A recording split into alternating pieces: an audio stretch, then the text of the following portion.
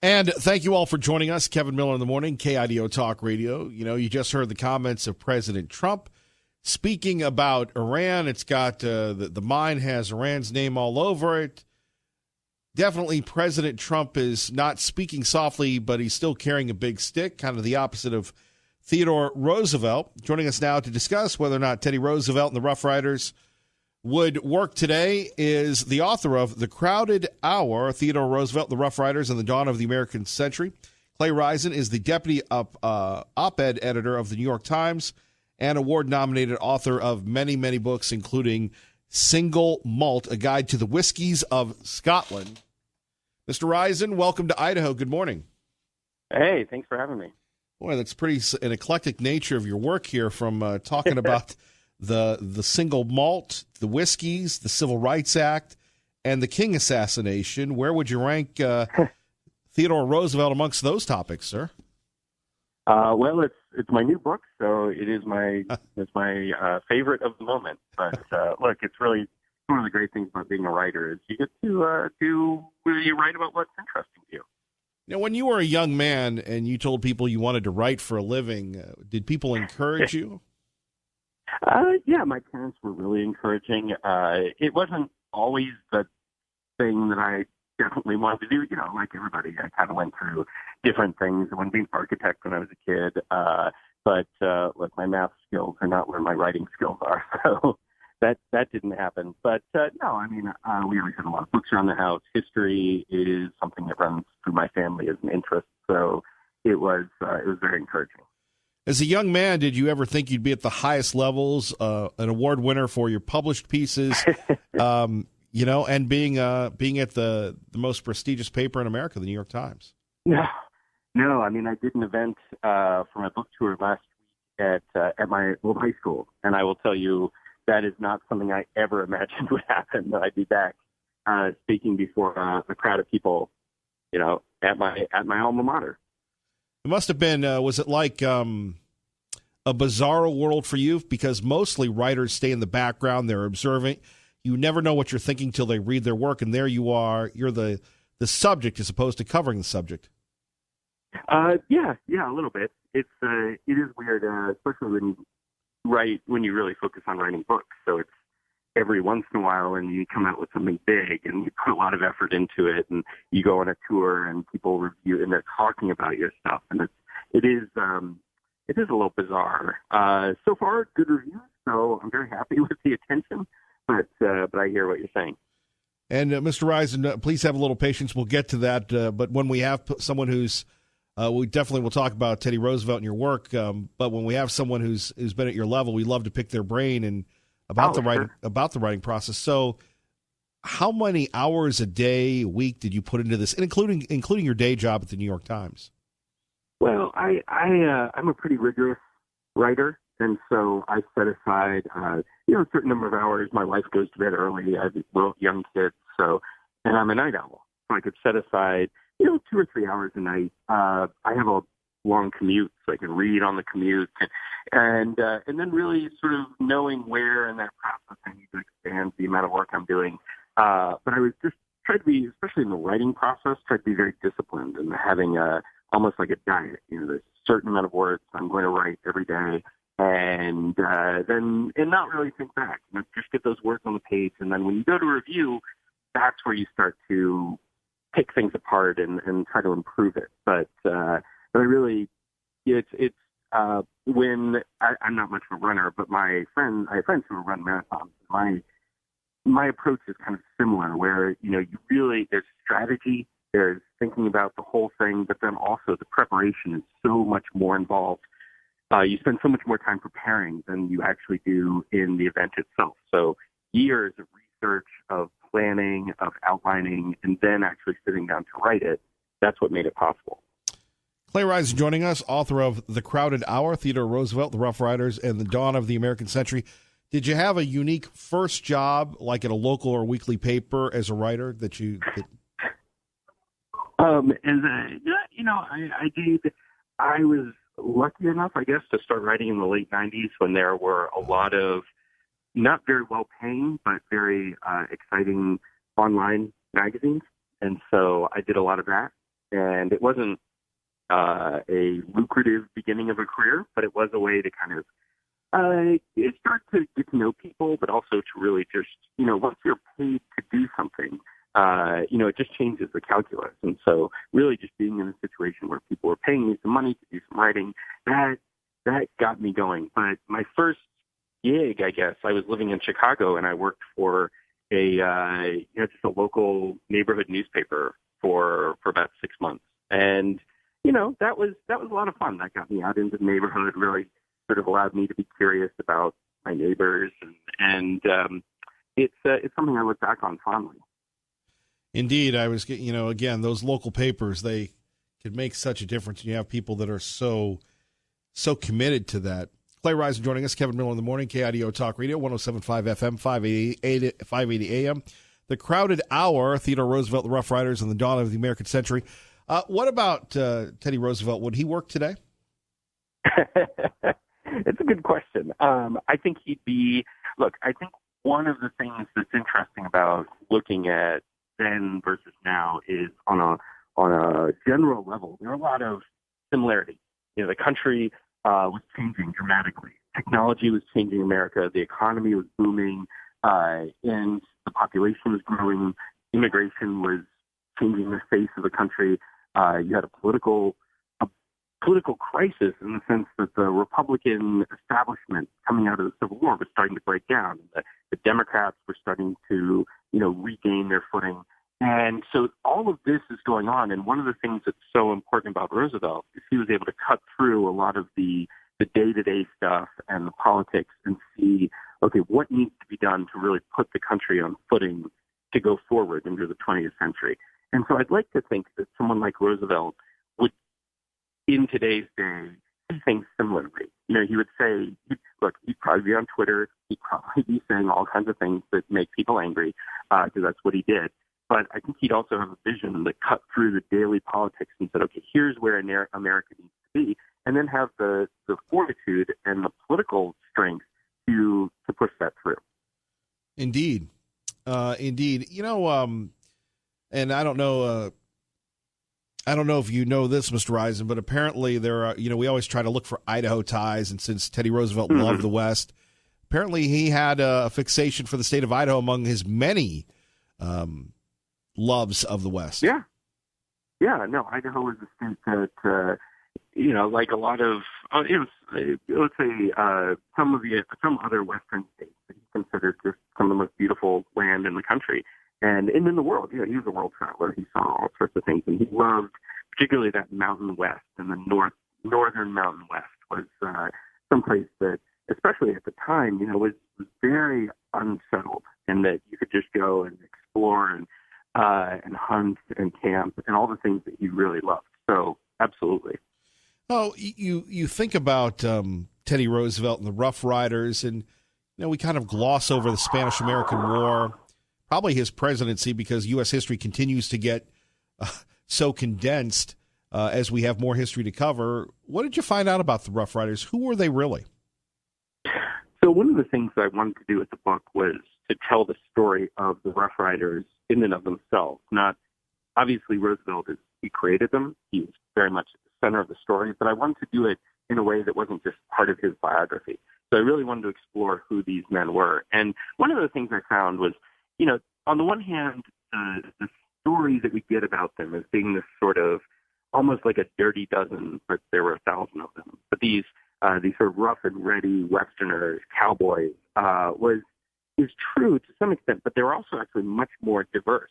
So a lot of them were not cowboys. They were also, you had lawyers, you had mayors and politicians, all kinds of people a lot of teachers, a lot of people from the professional classes out west. And then also about 10% of them were Easterners and came from, they were college graduates. A lot of them came out of the wealthiest families in the East. And they had some really unique people in that group. The number one and the number two tennis players in the country quit tennis to become Rough Riders. And all of this, what I think was really important about the story is that, we think of them, if we do, in retrospect, and we think, well, they were important because Roosevelt was important. And we know about them because he became president. But they were famous at the time, and they were famous not just because of who Roosevelt was, but they were famous, because of this identity and because they seemed to capture what America was at the moment at a time when America was trying to figure out what it was. And the press loved the Rough Riders, and the public loved the Rough Riders. They were celebrated during the Spanish-American War, and then when they came back, they ended up in New York City, and they couldn't buy a drink for a month when they were here. Every restaurant, every hotel, every theater that they went into, they were given free tickets and free meals. And people just thought that they were the embodiment of what America wanted to be at the moment. Clay Risen joining us, The Crowded Hour. Kevin Miller in the morning, KIDO Talk Radio, 107.5 FM, 580 AM. Any big takeaways for you, since you focus not only on Teddy Roosevelt, but his crew, the Rough Riders, giving them equal billing in this book? Yeah, I think that one thing about the Spanish-American War that's important is, even though it was a short war, it really set the stage for the 20th century for America and the way that America thinks about itself. The Spanish-American War, when you read about it in history class, sometimes you're even told that it was a mistake and we were tricked into doing it. But what I found was actually the public was very supportive of the war and had supported the idea of the war for years. And Cuba was being destroyed by the Spanish. Cuba was trying to get its independence, and hundreds of thousands of people were being slaughtered. And Americans saw this, and they really cared about it. And that was a major reason why we intervened, why we invaded.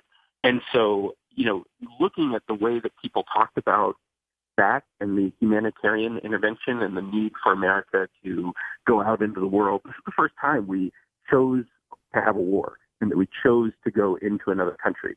And yet it wasn't the last. Of course, we did that a lot in the 20th century, but always in that same kind of way, that same kind of, we need to do this because it's not just in our self-interest, it's what's good for the world. And so I think even up to today, we see that same echo of what we're doing is not just what any other country would do, but it's something that's uniquely American. And I think understanding where that comes from, that root in the Spanish-American War and in the story of the Rough Riders is really important to understand American history in the 20th century. Clay Risen joining us. Mr. Risen, final question here on KIDO Talk Radio. Was the soon-to-be president, Theodore Roosevelt, the most famous, the most decorated, the bravest Rough Rider? It's hard to say. There were a lot of Rough Riders who died in battle, died very valiantly. There's one character that I really love, and his name was Hamilton Fisk, and he was the grandson of Ulysses S. Grant, Secretary of State.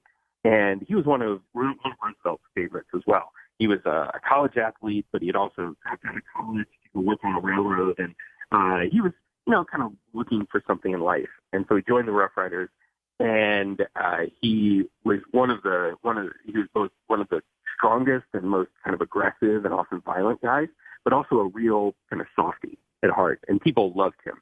And when the first battle took place, they were walking down, they were trying to find the Spanish unit, they were walking down this path, and Fish volunteered to be at the very front. He said, I want to be one of the first guys when we encounter these folks. And, within a few minutes of the battle starting, the Spanish really laying in on them, Fish was shot, and he died right there on the battlefield. He was one of the first Rough Riders to die. And it broke everyone's heart. And, I think Roosevelt, his charge up the San Juan Heights was an insane and brave, incredibly brave thing to do. But there were many men who did things that were just as brave. And Roosevelt recognized it. He always loved his men, and they loved him. Well, Mr. Risen, we appreciate you. Thank you for sharing time with us today. Hey, it's my pleasure. Thanks so much for having me. Thank you. All right. Clay Risen joining us, award-winning author of The Crowded Hour. Kevin Miller in the morning coming up next. Another question. I don't know what the deal is so early in the morning here at 580-5436, 580-KIDO, and it has to do with the president. That's next with me, Kevin Miller, KIDO Talk Radio. Heidi ho, we're on the go. Kevin Miller in the morning, KIDO Talk Radio. I was talking to somebody yesterday, and they said, Kevin Miller, we know you love the president. We know you support the president, but Do the people of Idaho support the president? Remember, this state was diehard Ted Cruz. Diehard Ted Cruz. And you have many people that they might not say it openly, but they'll say to you privately in one-on-one settings, I just wish the president wouldn't say the things that he does. Now, for me personally, I like when the president tells George Stephanopoulos, you're a little weasel. Might not be the most diplomatic, but how has diplomacy, decorum, and being a nice guy worked for the Republicans? 580-5436, 580-KIDO. Traffic and weather together. Let's get you to work safely and on time. Good morning, Dave. Special counsel should have ever been appointed. You know why? Because there was no crime. They had no evidence of crime. He lays out a lot of evidence, including the episode where you ask your White House counsel, Don McGahn, you tell him Mueller has to go. You call him twice and say Mueller has to go. Call me when it's done. Okay, now the story on that very simply. Number one, I was never going to fire Mueller. I never suggested firing Mueller. That's not what he says. I don't care what he says. It doesn't matter. That was to show everyone what a good counsel he was. But why would Don McGahn we had a business? Why would he lie under oath? Why would he lie under oath? Because he wanted to make Mueller? himself look like a good lawyer, or he believed it because I would constantly tell anybody that would listen, including you, including the media, that Robert Mueller was conflicted. Robert Mueller had a total conflict of interest.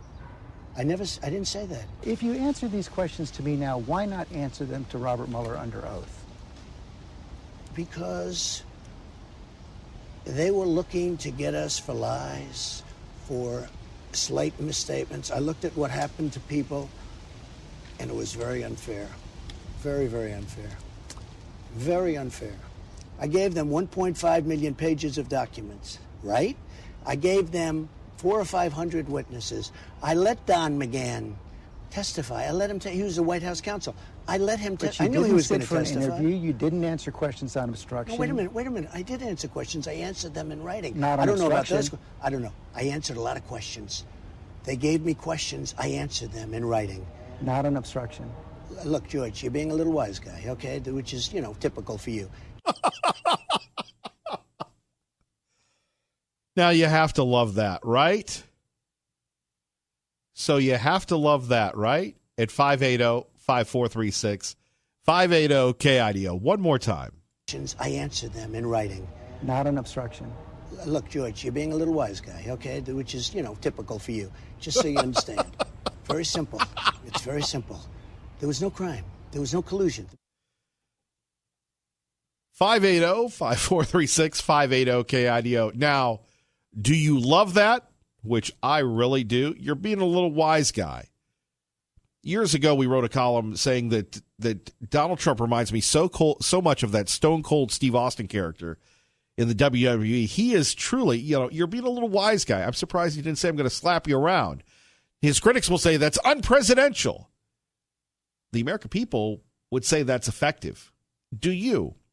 580-5436, 580-KIDO. Kevin Miller, KIDO Talk Radio. Good morning, Maggie. Is it time to register your doorbells and security cameras? Does that make sense? Well, one police department in one particular state says they'd like you to do that. Plus more on President Trump coming up. But first, Jeff Manasso joins us, Fox News Radio on KIDO Talk Radio, 107.5 FM, 580 AM. Jeff, good morning.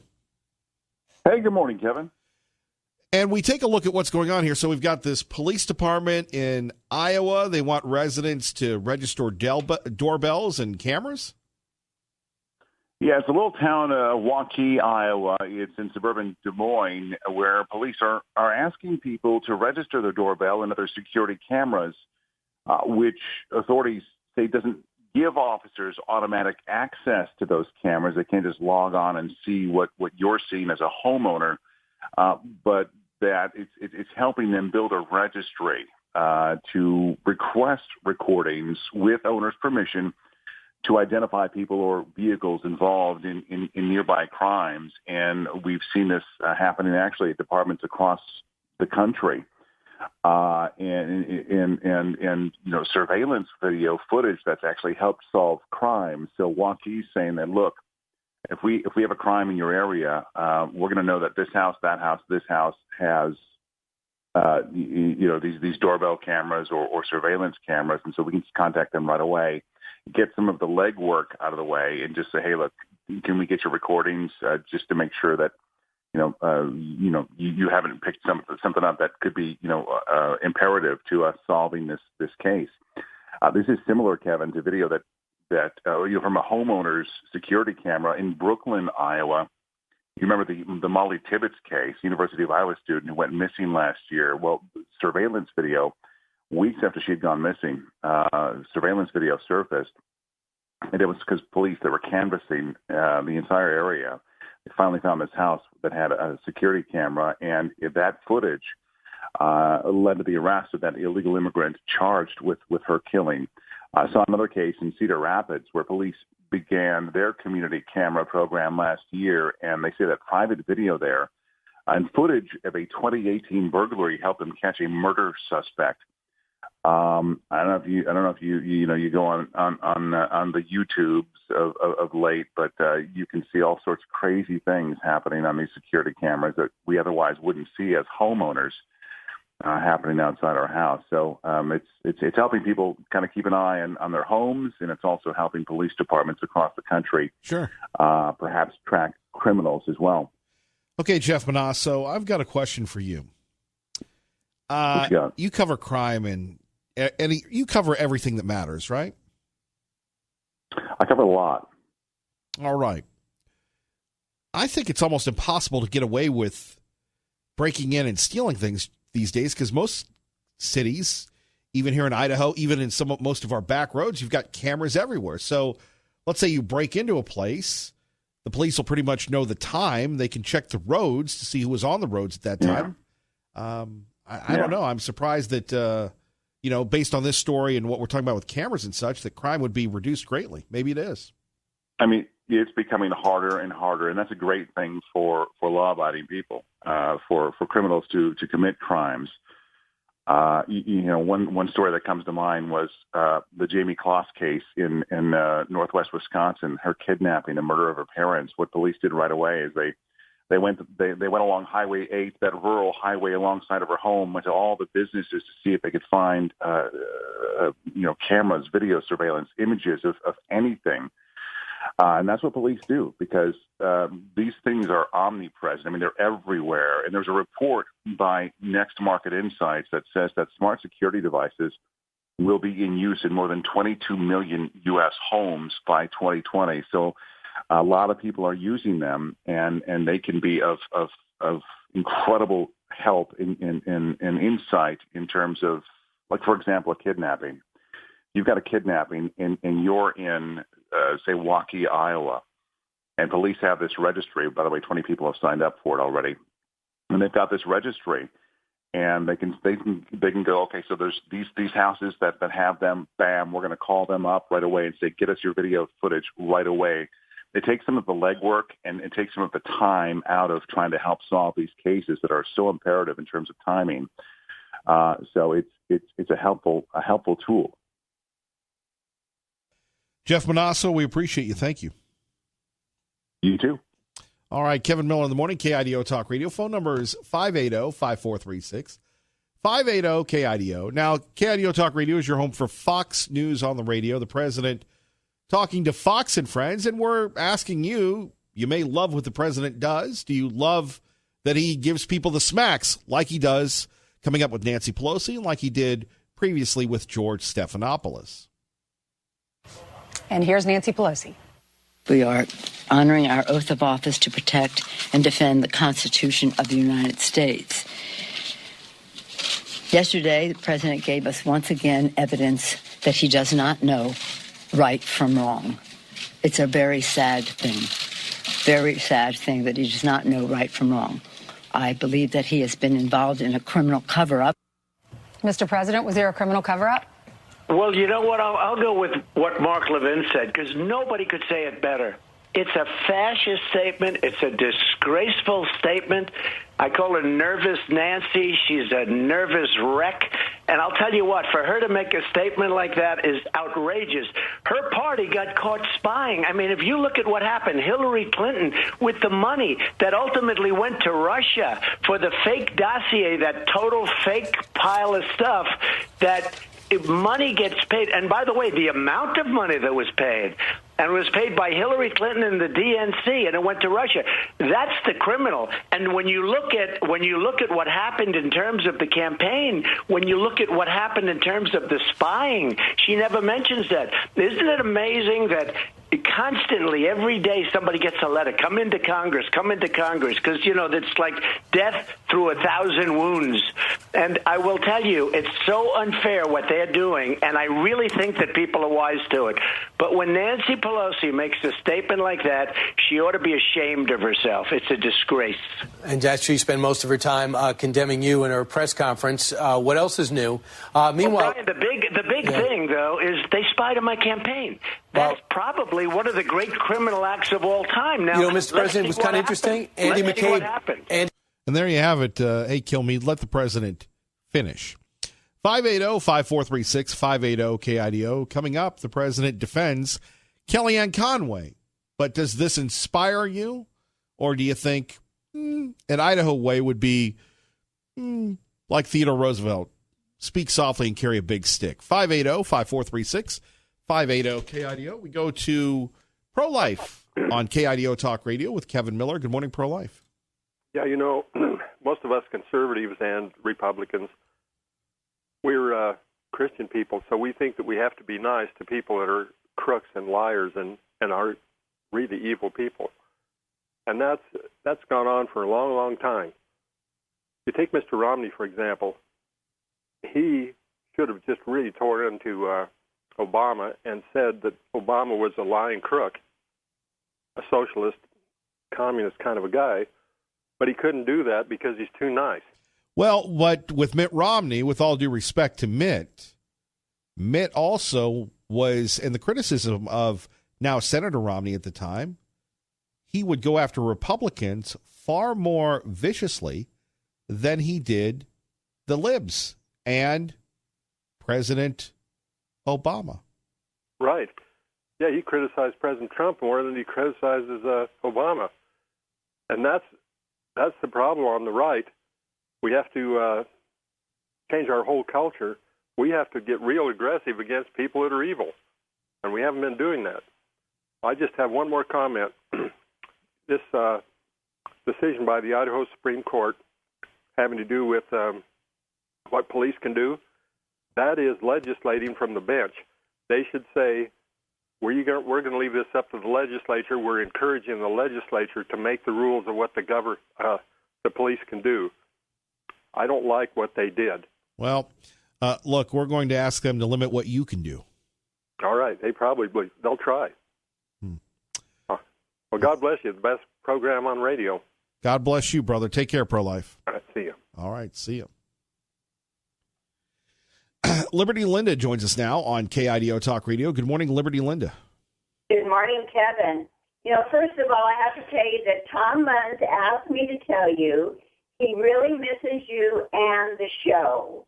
Unfortunately, his employment, being he has such a high position, prefers he not get involved in media. So they've asked him not to get called in anymore, but he really misses calling in. So he asked me to tell you that. He loves the show and you. And well, we love having him on, but we have to make sure that, we can't go into too many details, but it's not on our end that Tom Munz can't call in. So we'll just leave it at that. Absolutely. But anyway, so I was talking to him yesterday, and he asked me to please tell you, it's really, you're part of his heart. You really are. So, okay, I've done my duty on that. And I just want to say I am really going to miss Sarah Sanders. She did such a great job of defending our president, against such a horrible liberal media. I don't know how she did it. She did a great job. And, they were just trying to push their agenda. That's all they do. They don't even listen to the other person. And we all can see it. We all know what's going on. but they just continue to do it. So I will really miss her. I think she did an absolutely wonderful job for the president. I wanted to say that this morning. And, you know, I've got this picture in our family pictures of my grandfather sitting in a wagon next to Teddy Roosevelt. If it isn't Teddy Roosevelt, it's a twin. Sure. We are related to them. And but anyway, you're talking about Teddy Roosevelt this morning and the Rough Riders. And, Teddy Roosevelt was a great guy, and he was in those northern states a lot. So anyway, I just thought I'd mention that to you, that I'm pretty sure he was sitting next to Teddy Roosevelt. If that was the right era, I believe so. And are you talking about the people that are being poisoned when they go on their vacation? No, we're not, Liberty Linda. Well, anyway, I think we ought to go back and find out what bartender is serving these drinks, in case anybody's thinking about that. All right, Liberty Linda, thank you. Thank you, Kevin, for everything. You have a great day. You too. Bye-bye.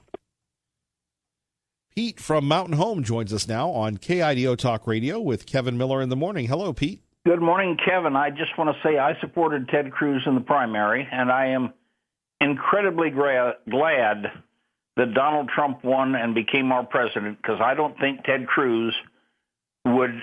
He's another one of the Republicans that thinks you can compromise with Democrats and get along with them. And compromising with Democrats means doing what they want. And thank God we have President Trump in there calling them out and calling the media out for what they are, which is basically the Democrat propaganda ministry. They are not the news media anymore. They're simply part of the Democrat propaganda program, really. So and did you like it how he treated Stephanopoulos then? Oh, that's beautiful. It really is. It's about time somebody started telling these people what they are. Right. And I have an interesting Teddy Roosevelt story to share, if I may. Pete, you may. This was on his ranch up in the Dakotas, where apparently he used to get various visitors from Europe, particularly England, who came out to hunt there.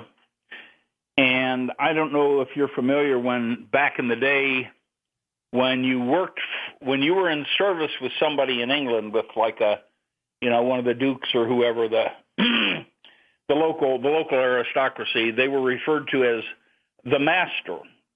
Well, anyway, this duke shows up at Teddy Roosevelt's ranch and rides up to a cowboy and says to the cowboy, "I say, my good man, can you tell me where I may find your master?"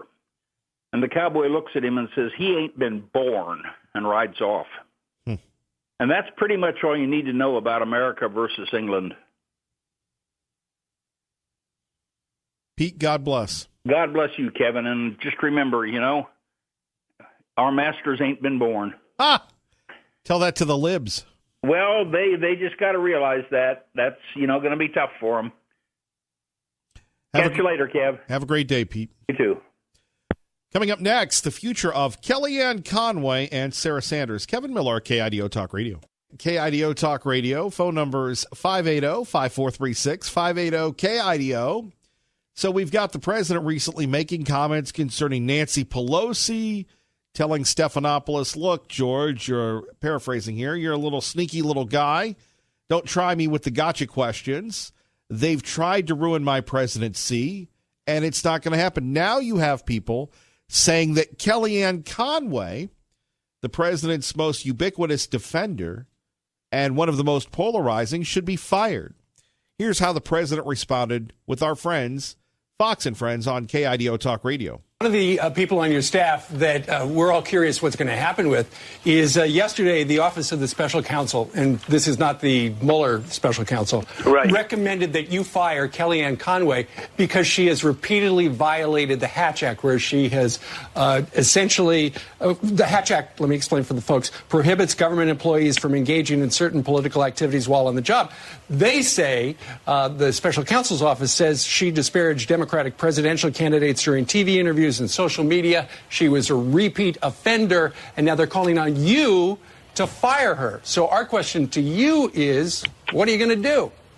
Well, I got briefed on it yesterday, and it looks to me like they're trying to take away her right of free speech, and that's just not fair. They ask a question. I think one of them was involved with your show, but you ask them a question, or you ask a person a question, and every time you're supposed to say, I can't answer. I mean, she's got to have a right of responding to questions. It really sounds to me like a free speech thing. It doesn't sound fair. So you're not going to fire her, Mr. President? You're not going to fire her? No, I'm not going to fire her. I think she's a terrific person. She's a tremendous spokesperson. She's been loyal. She's just a great person. I would certainly not think, based on what I saw yesterday, how could you do that? They have tried to take away her speech, and I think you're entitled to free speech in this country. Right, yeah, they just say if you're working for the White House, you shouldn't be involved in criticizing other candidates or other politicians, and she has. Will you encourage her not to do that going forward? Well, but it doesn't work that way, because let's say that I think Biden was one of the people that she was accused of criticizing, but he criticized me, and we then criticized him, or she criticized him, and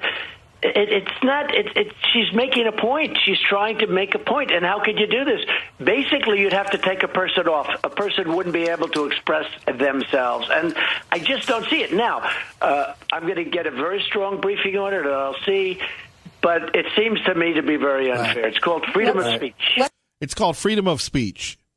So Kellyanne Conway's not going anywhere. Sarah Sanders is resigning, possibly to run for the governorship of Arkansas. But you know, like Pete said, if you listened earlier, Pete was a Cruz guy, wasn't really down with Donald Trump.